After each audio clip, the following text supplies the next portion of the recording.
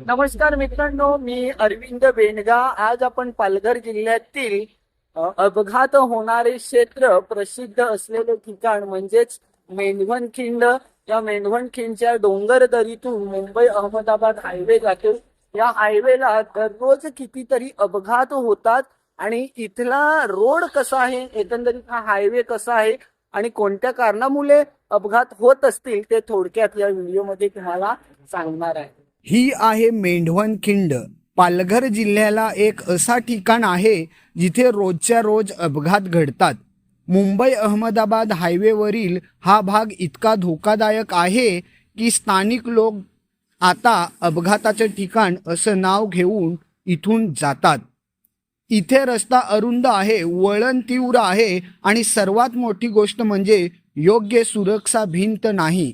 पावसाळ्यात तर हा रस्ता आणखी घसरडा होतो आणि अनेक वेळा वाहन थेट खाली पडतात। स्थानिक सांगतात जवळपास दर आठवड्याला एकदा ना एकदा अपघात इथे घडतो।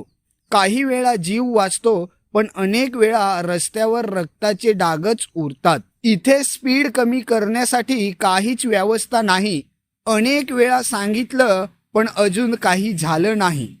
सरकारने आणि हायवे अथॉरिटीनं याकडे लक्ष दिलं पाहिजे, कारण प्रत्येक अपघाताच्या मागे एक घर उद्ध्वस्त होतं, एक कुटुंब रडतं।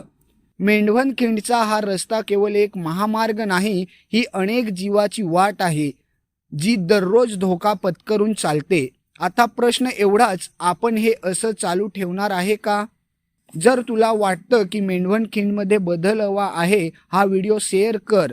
तुझा एक शेअर एखाद्याचा जीव वाचवू शकतो।